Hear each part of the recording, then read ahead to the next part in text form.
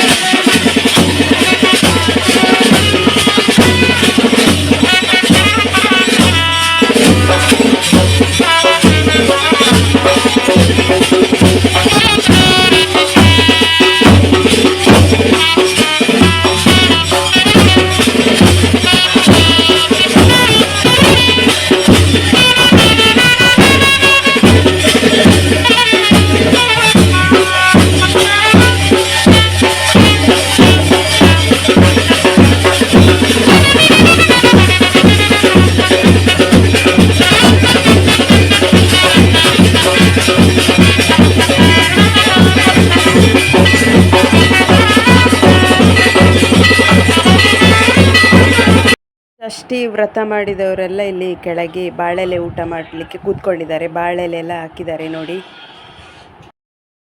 ಅದಾದಮೇಲೆ ನಾವು ದೇವಸ್ಥಾನದಿಂದ ಸೀದಾ ಅಲ್ಲಿ ಒಂದು ನಾಗನ ಕಟ್ಟೆ ಇದೆ. ತುಂಬ ಒಳ್ಳೆ ಚೆಂದ ಇದೆ. ಯಾಕಂದರೆ ಎಲ್ಲ ಕಡೆ ನಾಗನ ಕಟ್ಟೆ ಇರುವಾಗೆ ಅಲ್ಲ, ಇಲ್ಲಿ ಸುತ್ತಲೂ ಕಾಡು ಕಾಡು ದೊಡ್ಡ ದೊಡ್ಡ ಮರಗಳು, ಆ ಮರಗಳಿಗೆ ಫುಲ್ಲು ಬಳ್ಳಿಗಳು ಎಲ್ಲ ಸುತ್ತಮುತ್ತಲು ನೋಡುವಾಗೆಲ್ಲ ಒಂಥರ ಹಾವಿನ ಶೇಪಲ್ಲೇ ಎಲ್ಲ ಮರಗಳಿದ್ದಾಗೆ ಕಾಣಿಸ್ತದೆ. ಹಾಗೆ ಅಲ್ಲಿಗೆ ನಾವು ಬಂದಿದ್ದೇವೆ.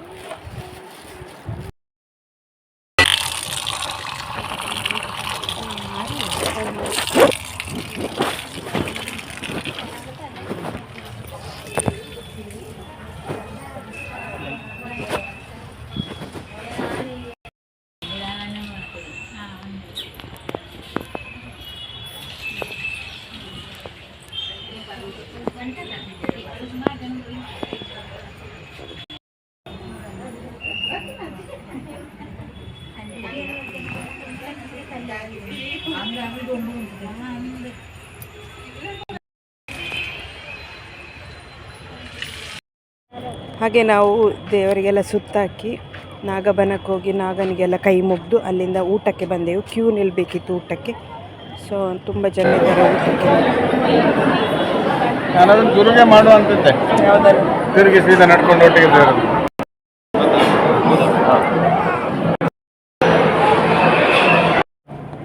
ಊಟ ಎಲ್ಲ ಆದ ಮೇಲೆ ಅಲ್ಲಿ ಸಂತೆ ಬಂದಿತ್ತು.